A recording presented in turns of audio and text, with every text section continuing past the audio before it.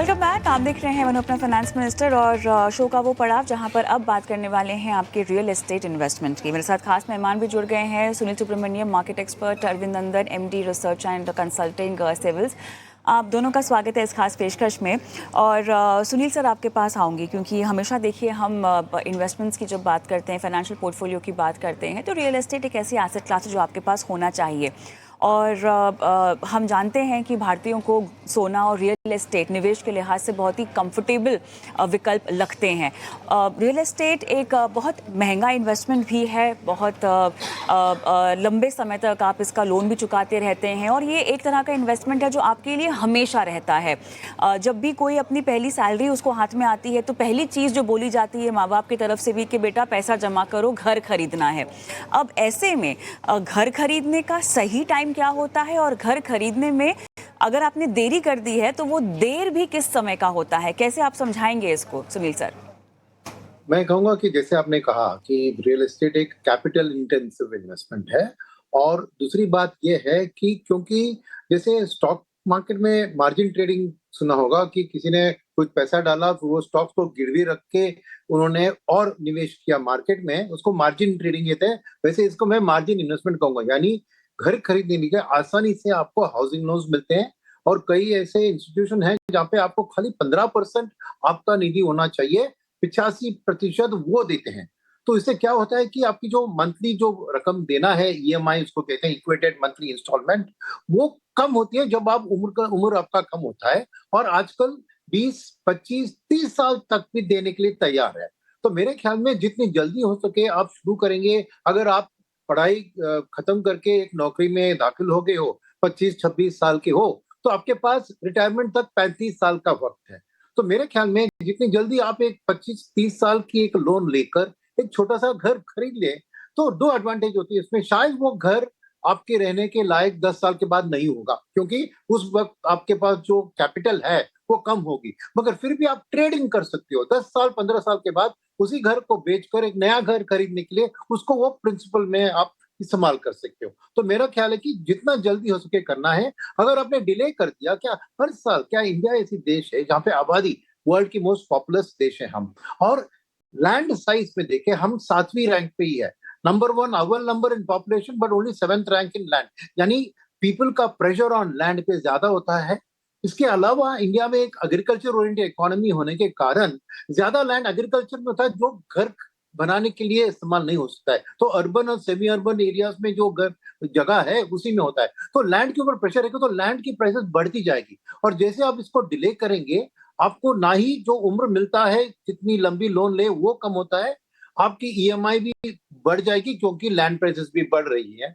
और ये चीज को हाथ में रखते हुए मैं मानता हूं कि जितनी जल्दी हो सके आप एक होम लोन के जरिए एक घर खरीदने की जितनी जल्दी हो सके आप शुरू करा दें।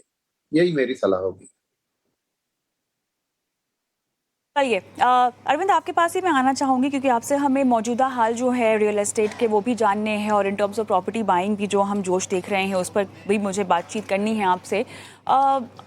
ट्रेंड्स में बदलाव से अगर आप शुरू करना चाहें कि किस तरह से हमने बायर मेंटालिटी भी बदली है और किस तरह से लोग एक घर तो खरीदना बहुत ज़रूरी होता है लेकिन अपने लिए लोग एक सेकंड होम भी खरीदना पसंद करते हैं जो कि जहाँ रहते हैं उसके आउटस्कर्ट्स में हो, इलाके के अलग हो। तो इन टर्म्स ऑफ ट्रेंड्स आपको क्या बदलाव देखने को मिले हैं और किस तरह से अब एक बार फिर से हम सेक्टर में रिवाइवल देख रहे हैं और डिमांड के लिहाज से भी फिलहाल क्या स्थिति है?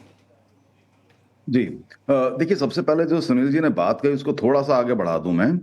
रियल एस्टेट में जो टाइमिंग है वो टाइमिंग से कहीं ज्यादा इंपॉर्टेंट होता है कि आप उसको कितना लंबा होल्ड करते हैं। तो उन्होंने बिल्कुल ठीक बात की, आप अर्ली स्टार्ट करेंगे तो आप लंबी देर तक उसमें इन्वेस्टेड रहते हैं और आपको फायदा मिलता है। अब मैं आ जाता हूँ आपके सवाल पर। देखिए, पिछले कुछ सालों में रियल एस्टेट को काफी सहना पड़ा था, मार लगी थी, खासकर जब कोविड आया था। लेकिन रिकवरी जो हुई है पिछले 1.5-2 वर्षों में वो भी उतनी ही ज्यादा स्ट्रांग हुई है। और अब पिछले एक साल में 2024 में हमने देखा कि कमर्शियल रियल एस्टेट में, इंडस्ट्रियल वेयरहाउसिंग में, रेजिडेंशियल में, लगभग सारे सेक्टर्स में काफी ज्यादा बढ़ोतरी हुई है और एक नया पीक आया है हर एक में, सेल्स का या अब्जॉर्प्शन का। अब इसमें जो ट्रेंड है, रेजिडेंशियल की बात करते हैं क्योंकि वहां पर सबसे ज्यादा इंटरेस्ट है हमारे दर्शकों का। रेजिडेंशियल में इस मार्केट में ये हुआ है पिछले 1.5-2 वर्षों में कि मार्केट का प्रीमियराइजेशन हो गया है काफी ज्यादा। तो कहने का मतलब यह है कि 2 करोड़, 5 करोड़ या इससे ऊपर की कीमतों के मकानों में बहुत तेज वृद्धि हुई है, कीमतों में भी और सेल्स में भी।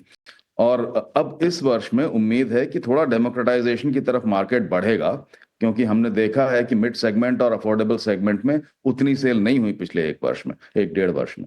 तो इस समय जो मार्केट की सिचुएशन है, इसमें 1.5-2 करोड़ और से ऊपर की सेगमेंट में बहुत ज्यादा वृद्धि हुई है। अलग अलग मार्केट्स में अलग अलग रेट पे वृद्धि हुई है।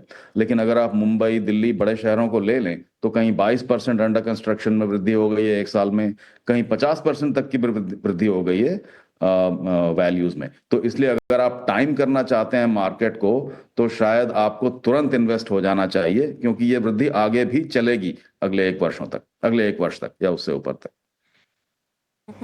चलिए, अब सुनील जी कैसे समझे कि आप जितनी चादर है उतना ही पैर फैला रहे हैं। देखिए, घर खरीदने का सपना हर किसी का होता है, आपके नाम का एक आशियाना हो, ये चाहत हर किसी के मन में होती है। लेकिन वो कहते हैं ना कि अपनी हैसियत से ज़्यादा आपको नहीं उड़ना चाहिए। वो हम कैसे अपने लिए तय करें, क्योंकि ये एक बहुत लंबा फाइनेंशियल गोल है जिसके लिए आपको बहुत लंबे समय तक इन्वेस्टेड रहना पड़ेगा, और इसका मुनाफा भी तभी आपको होगा जब आप लंबे समय तक रहेंगे और जिस तरह की वैल्यू आपने उस पर ख़रीदा है उससे ज़्यादा मिलने के आसार बहुत लंबे समय के बाद ही सामने आते हैं, उसका फल तब मिलता है। लेकिन कैसे डिसाइड करें कि ये हमारे लिए सही कॉस्ट है या हम इसको अफोर्ड कर पाएंगे? सी बात है ना, आपकी जो टोटल इनकम होती है उसमें तो समझिए टैक्सेस तो कटवाना ही है। तो पोस्ट टैक्स आपका जो मंथली इनकम होता है, मैं समझता हूँ कि उससे में 50% से ज्यादा आपका ईएमआई का बर्डन नहीं होना चाहिए। बाकी 50% में आप बाकी के सेविंग्स, आपके खर्चे, ये सब मैनेज कर सकते हैं।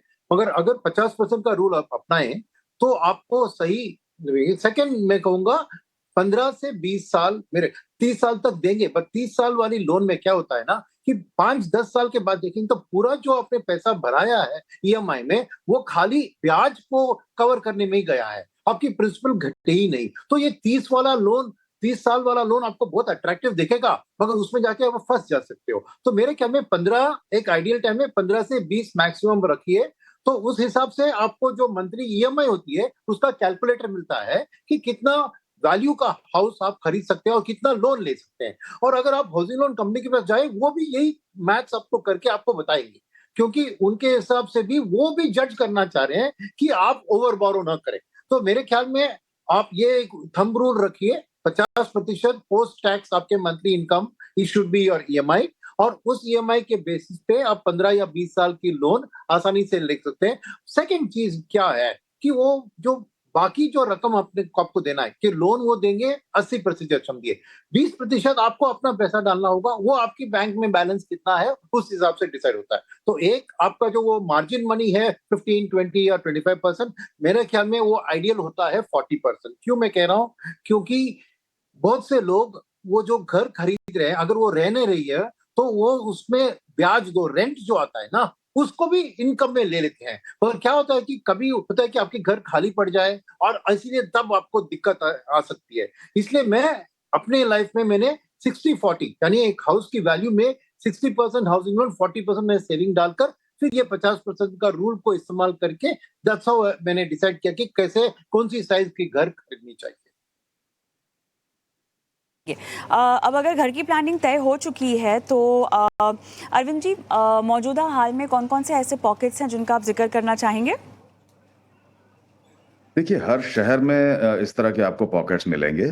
तो अगर हम बहुत मोटे तौर पर देखना चाहें, तो मान लीजिए कि आप मुंबई या दिल्ली, एनसीआर या बैंगलोर जैसे जगहों पर जा रहे हैं, तो मेरा ये मानना है कि अगर आपका बजट 1 करोड़ से नीचे का है, तो आपको उन मार्केट्स में जाना है जहां पर करंट बहुत ज्यादा बढ़ोतरी नहीं हुई है। क्योंकि अगर आप ऐसी मार्केट, मान लीजिए आप साउथ दिल्ली में चले जाते हैं, तो आपके लिए मिड सेगमेंट ढूंढना मुश्किल हो जाएगा, और अगर आपको मिलेगा तो उसकी आपको ड्यू डिलिजेंस करना बहुत जरूरी हो जाएगा, यानी पेचीदगियां बढ़ जाती हैं। तो आप स्टिक करें नोएडा, ग्रेटर नोएडा या गुड़गांव के कुछ हिस्सों में। हर सेक्टर का नाम लेना शायद तुरंत संभव नहीं होगा। इसी तरह अगर आप मुंबई आते हैं तो आपको ईस्टर्न सबर्ब्स या नवी मुंबई की तरफ जाना होगा, तो बजट के ऊपर डिपेंड करता है कविता जी। ये हम एक ब्लैंकेट तौर पर कहना मुश्किल है कि आप कहाँ चले जाएं।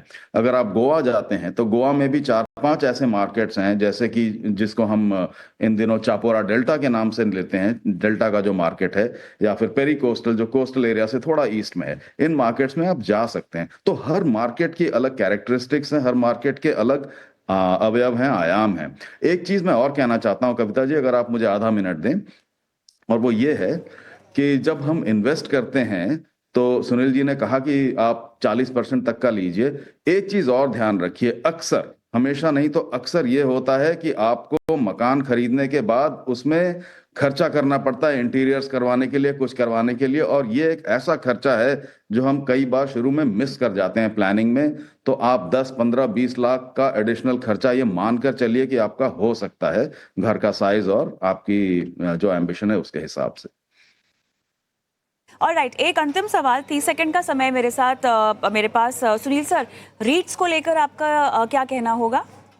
ये बहुत बढ़िया एक फाइनेंशियल इंस्ट्रूमेंट है जो आपको रियल एस्टेट की एप्रिसिएशन में पार्टिसिपेट करने। इसमें एडवांटेजेस क्या है मैं बताता हूँ। एक, लोकेशन इंडिपेंडेंट है, आप चेन्नई में रह सकते हो और रीट में जो आप इन्वेस्ट कर रहे हैं उस प्रॉपर्टी दिल्ली में हो सकती है, वेरएज फिजिकल रियल एस्टेट ये करना नामुमकिन है। नंबर 1। नंबर 2, ये टोटली पेपर बेस्ड है, तो ट्रांजैक्शन कॉस्ट जो आते हैं, स्टैंप ड्यूटी, रजिस्ट्रेशन, फलाना फलाना, वो सब इसमें नहीं आते हैं। तीसरी बात है कि ये कमर्शियल रियल एस्टेट, अब एक इंडिविजुअल व्यक्ति को अच्छा कमर्शियल रियल एस्टेट ढूंढना बहुत मुश्किल काम है, वेरएज ग्लोबल कैपेबिलिटी सेंटर जो इंडिया में भरपूर के आ रही है, मॉर्गन स्टैनली, गोल्डमैन सैक्स, बड़े बड़े कंपनियां यहाँ सेटअप कर, उसके कारण real estate, commercial real estate में बहुत बूम हो रहा है। उसका जो रीट आता है, तो पेपर आता है, उससे आप पार्टिसिपेट करेंगे तो कमर्शियल रियल एस्टेट का एडवांटेज भी आपको एक इंडिविजुअल व्यक्ति को मिलता है। चौथी चीज है कि कमर्शियल रियल एस्टेट की रेंटल यील्ड्स आपको दुगना होती है कंपेयर टू रेजिडेंशियल। रेजिडेंशियल में आपको 1.5 से 3% ही रील मिलता है, वेरएज कमर्शियल में 7 से 8% आसानी से मिल सकता है। तो ये सब चीज मान लेंगे तो रियल एस्टेट ऐसा इन्वेस्टमेंट के लिए रीट बहुत बहुत एक अच्छा फाइनेंशियल इंस्ट्रूमेंट है, जहां बिना ट्रांजैक्शन कॉस्ट, बिना ये कमर्शियल रियल एस्टेट में आप पार्टिसिपेट करके अपना wealth creation with real estate as an asset class build कर सकते हैं। म्यूचुअल फंड्स में भी उसमें अभी अलग सेट एलोकेशन फंड्स में रीट्स को भी शामिल करते हैं, तो उसको आप चुन सकते हैं। और सेबी ने भी इनिशिएट किया है कि लो लेवल में भी इंडिविजुअल रीट्स में पीपल पार्टिसिपेट करें, ये रेगुलेशंस भी आ रही है। तो ये सब में आपको ध्यान देना की जरूरत है कि बहुत बढ़िया इमर्जिंग एक एसेट क्लास है रीट्स। चलिए, कुल मिला के यहाँ पर किस तरह से अपने पोर्टफोलियो में आपको रियल एस्टेट को जगह देनी चाहिए, खुद प्रॉपर्टी खरीदने को लेकर क्या टाइमिंग आपके लिए सही होनी चाहिए, इस पर हमने बातचीत की। बहुत बहुत धन्यवाद आप दोनों का, समय निकाला और तमाम पेचीदगियाँ इतनी आसान भाषा में हमारे दर्शकों को आज आपने समझाई। इसी के साथ वक्त हो चला है शो को भी समाप्त करने का, और जाते जाते एक बार फिर से हमारा व्हाट्सएप नंबर और साथ ही यूट्यूब पर देख रहे हैं तो कमेंट बॉक्स पे अपने सवाल डाल दीजिए। नमस्कार।